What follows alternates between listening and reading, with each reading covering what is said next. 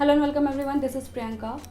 सो आज के वीडियो में मैं आपको माइंड मैपिंग के बारे में बताऊंगी। इससे पहले की एक वीडियो में मैंने आपको निमोनिक्स के बारे में बताया था। निमोनिक्स और माइंड मैपिंग दोनों पार्ट है लर्निंग टेक्निक्स के, बट दोनों का जो एप्लीकेशन है वो बहुत डिफरेंट है और दोनों को अलग अलग तरीके से हम अपने लर्निंग टेक्निक में यूज़ कर सकते हैं। तो निमोनिक को कैसे यूज़ करना है वो मैंने आपको पिछले वीडियो में बता दिया, लेकिन माइंड मैपिंग का यूज़ करके आपकी जो स्टडी है वो इतनी इफ़ेक्टिव हो जाएगी और माइंड मैपिंग की हेल्प से आपकी जो मेमोरी जो पावर है वो बहुत ज़्यादा इंक्रीज़ हो जाएगी। तो उसके मैं आज कुछ बेनिफिट्स बताऊंगी। तो पहले समझते हैं कि माइंड मैपिंग क्या है। माइंड मैपिंग एक ऐसी टेक्निक है जिसको अगर हम अपनी लर्निंग प्रोसेस में ऐड करते हैं तो हमारी जो लर्निंग है वो इफ़ेक्टिव तो होती है, बाकी हमारी जो कॉन्सेप्चुअल क्लैरिटी है वो भी इम्प्रूव होती है। जैसे निमोनिक में हमने एब्रीवेशंस की हेल्प से, रिमाइंडर्स की हेल्प से, विजुअलाइजेशन की हेल्प से हमने टॉपिक को कवर किया। माइंड मैपिंग में करते हम सेम चीज़ें हैं, बट माइंड मैपिंग क्या करता है कि जैसे कोई टॉपिक है उसको आपको कवर करना है, उसमें आप डेफिनेशंस, फैक्टर्स, इम्पैक्ट, उसमें कुछ फैक्ट्स होते हैं, कुछ उसमें एग्जांपल्स हमें डालने होते हैं। इन सारी चीज़ों को आप माइंड मैपिंग यानी डायग्राम्स के थ्रू या एक एरो बनाकर या उसमें कुछ क्लाउड्स की हेल्प से कुछ ऐसे क्रिएटिव तरीके से आप उस आंसर को प्रेजेंट कर देते हो। और उससे क्या होता है कि आपकी जो एग्ज़ाम में वर्ड लिमिट आती है वो उसकी भी रिक्वायरमेंट पूरी हो जाती है। आपको वो टॉपिक पहले से बहुत अच्छे से आता भी है, उसको आप प्रेजेंट भी बहुत अच्छे से कर सकते हो। सबसे पहले किसी भी टॉपिक को आप उसको पहले समझिए, पहले उसको समझने की कोशिश करिए, कॉन्सेप्ट क्लैरिटी उसकी करिए। उसके बाद उसे डायग्राम की हेल्प से आप उसको एरो बनाकर, क्लाउड्स बनाकर या कोई भी आप क्रिएटिव तरीके से उसको प्रेजेंट करने की, अट्रैक्टिव तरीके से प्रेजेंट करने की कोशिश करिए।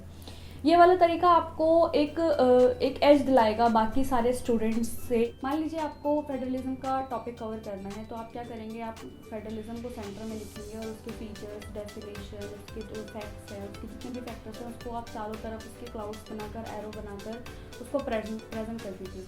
अगर आप इसी टॉपिक को लिखने के लिए बैठेंगे, अगर थियोरेटिकली उसको लिखने के लिए बैठेंगे, तो आपके वो 1.5-2 पेज का वो आंसर बनेगा और एग्जामिनर के पास इतना टाइम नहीं होता कि वो आपके इतने बड़े आंसर को लाइन टू लाइन पढ़ने बैठे। ये तरीका उसको बहुत ही अट्रैक्टिव लगेगा और आपके मार्क्स बहुत ज़्यादा इम्प्रूव हो जाएंगे। तो इस तरीके से आप नोट्स बनाने की कोशिश करिए, इस तरीके से आप याद करने की कोशिश करिए, आप बड़े बड़े कॉन्सेप्ट को, टॉपिक को बहुत ईजिली कवर कर जाएंगे।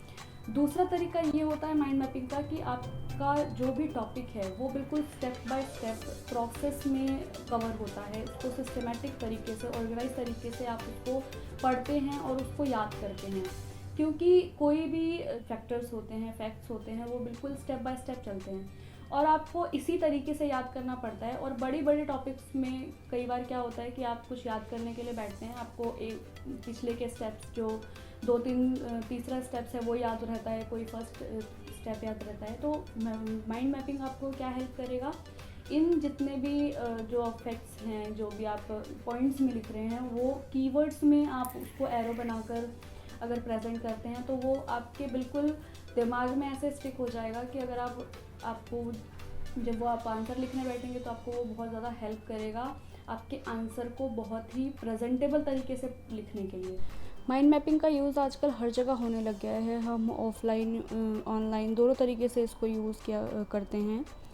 माइंड मैपिंग से एक और फ़ायदा ये होता है कि जितने भी कॉम्प्लेक्स टॉपिक्स हैं जो हमें इजीली समझ नहीं आते, हम बहुत कंफ्यूज हो जाते हैं, उन टॉपिक्स को हम माइंड मैपिंग के थ्रू समझ के उसको इजी वे में हम सिंप्लीफाई कर सकते हैं।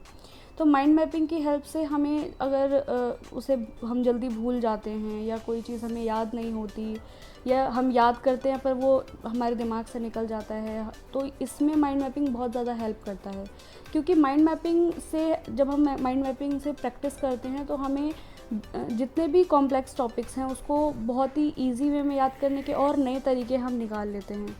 तो जो माइंड मैपिंग है वो सिंप्लीफाई भी करता है चीज़ों को और जो याद करने का एक बहुत ही इफ़ेक्टिव सा तरीका है वो भी हमें पता लगता है। माइंड मैपिंग के तरीके से अगर हम किसी भी चीज़ को याद करते हैं तो हमें उस टॉपिक से रिलेटेड बहुत सारी इन्फॉर्मेशन से जुड़ने का मौका मिलता है और हम उस टॉपिक के कई डायमेंशंस को कवर कर देते हैं। और अगर हम माइंड मैपिंग के थ्रू उस टॉपिक को पढ़ते हैं या सीखते हैं तो हमें उस टॉपिक से रिलेटेड और जो लिंक्ड टॉपिक है उसके बारे में भी नॉलेज होती है।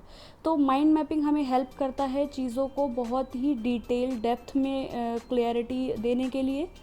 और माइंड मैपिंग हमें बहुत ज़्यादा हेल्प करता है उसके कई डायमेंशन को हम अच्छे से पढ़ पाते हैं। बहुत सारी चीज़ों में हमें कुछ एग्जाम्पल के थ्रू हमें समझ आता है, कुछ प्रैक्टिकली हम उस चीज़ को समझ पाते हैं। तो माइंड मैपिंग बहुत सारी चीज़ों में हमें हेल्प करता है, क्योंकि कई बार क्या होता है कि अगर हमें कोई भी टॉपिक समझना है और हमें वो दिखाई दे रहा है कि वो 2-3 पेजेस का है, तो हम उसे याद नहीं कर पाते, क्योंकि हमें देखकर लगता है कि हम इतना सारा कैसे याद करेंगे। लेकिन अगर हम माइंड मैपिंग के थ्रू समझेंगे तो हमें एक पेपर के छोटे से पार्ट में हम उसको माइंड मैपिंग के थ्रू प्रेजेंट कर देंगे और इतने बड़े से बड़े आंसर को हम इजीली अच्छे से लिख पाएंगे।